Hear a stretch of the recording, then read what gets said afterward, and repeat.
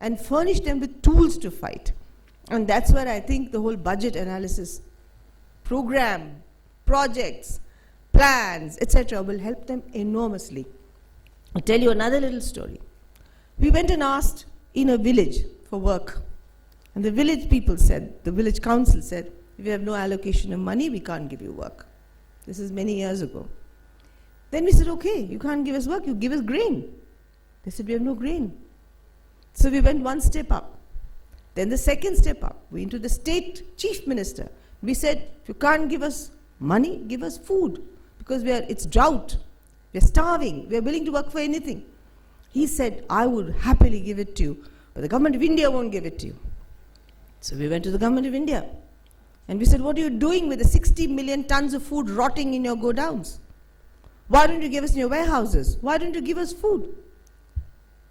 He said, the file has got stuck in the cabinet ministry. Can you imagine this? So we went to the cabinet ministry. We took out the file and they hadn't written the minutes. That's all. And so people were starving in Rajasthan. So one thing that we established then was that the micro and the macro are not delinked. People have understood in India to some extent that macro issues are their concern. So a policy made in Delhi will affect them in the village. And the village will have to struggle not only for itself, for implementation, but for policy. And I think the role of budgets is crucial because it begins even before our struggle begins. Before and as soon as a policy is decided, we need to know why such a policy, why such a budget allocation. And I think one huge role of all institutions and projects associated with budgets is budget literacy. We really need to know how to read and understand budgets, how to find out where the money goes through invisibly. What is a planned allocation in India, for instance? What is unplanned money? If we don't know this, we can't go ahead. So creative interaction of people everywhere who are not here today, but we all represent them. It's crucial for budgets to become part of this huge global change that we all want to see, where there's justice and there's equality and there's the right to live for all people. Right to have food, right to have clothing, right to survive, in many cases, right to human rights. So it's in that context that I come to you. Now, if we think of the entire world and we think of the need to educate people, we also need to understand the four aspects theoretically that we have to look at. And what are they? You have the role of the budget, the policy, the planning, and the allocation made for different resources, where we need to again fight, asking why defense needs 60% and health only 6%. Or why, there's so many whys in that, I won't go into it, which we've all fought in our various countries. Why is defense so important? Why are the nuclear bombs so important to make in India? And why is it not important to find resources for primary schools or for children's feeding or for these various things that are so important? India is below in the social development indicator. We are below sub-Saharan Africa, where all these indicators are concerned. And we call ourselves a developed nation. I think it's rubbish. So how do you deal with them? So in dealing with them, you help us, or people who work in this kind of domain help us a lot to get to it. So how do you use these allocations? So first you struggle, when you know, to fight the budget, but not after it's out. Most of the times in India, we're fighting for it after the budget is put in Parliament.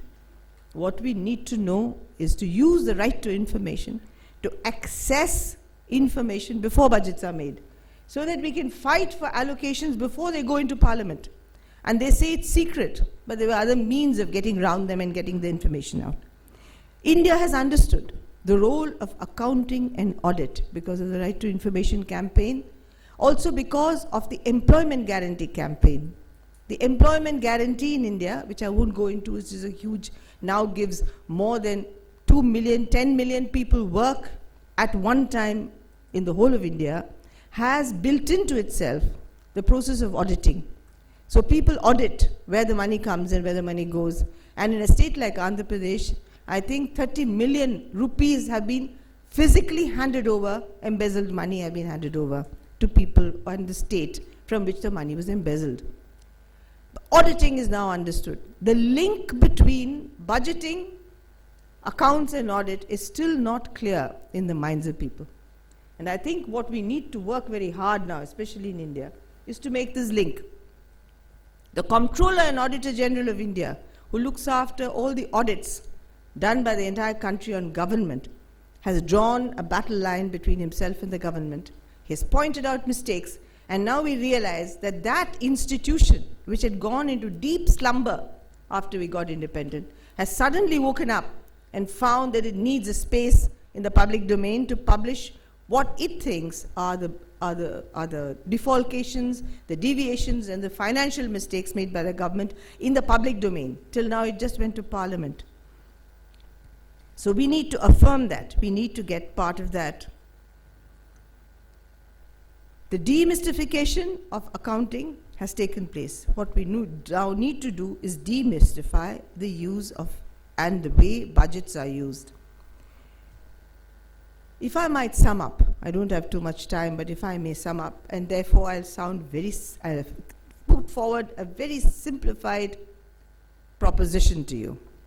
The days of armed revolution seem to have had their day. Nobody wants a bloodbath. So wherever there's armed revolution, there is no support. There are pools of armed people there everywhere in the world. But the reaction to them generally seems to be, put down your arms.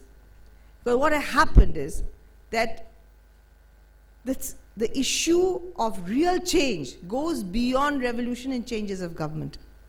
You change the political government, you stay where you are very often, because systems of governance have not changed. We have now understood that if you really want power, you have to get into the nitty-gritty, what the British called in India the devil. They said the devil lies in the details. So it's in the details of governance that we have to go into. Boring sometimes, tedious, frustrating, very hard work. But that's where the devil really lies, because the political change occurs and the poor remain where they are. New policies get made, the poor remain where they are. So in this new kind of resistance and in this new kind of change that we want, where we have to establish, because it's a wide open field where only new and small beginnings have been made, we need to really re-establish that revolutions are of very different kinds. And we need a revolution, but a revolution which is based on participatory governance. And every inch of participatory governance is a struggle. It's not one big struggle. Every inch, you want to see the records, you want to see the list of medicines, you want to know why a certain decision was taken, why a school teacher did not come. Everything becomes a battle. It's a silent tool in the armory of the people. It's a very important tool and much more powerful in many cases than the gun. But we have to understand its potency and how important it is in the struggle for change. I am in Africa, and I must quote to you at the end a line or two of a very important person who's influenced me from South Africa, called Jeremy Cronin, of whom many of you may even be friends. He is the leader of the Communist Party of South Africa. He's also a writer. He's a poet. Something he said stayed in my mind and will stay forever. He talks about justice, democracy, and says, what is democracy? It's speaking truth to power. Speaking truth to power. Making power truthful and truth powerful. And in that, all of you are important members of that militia. And so am I. Thank you.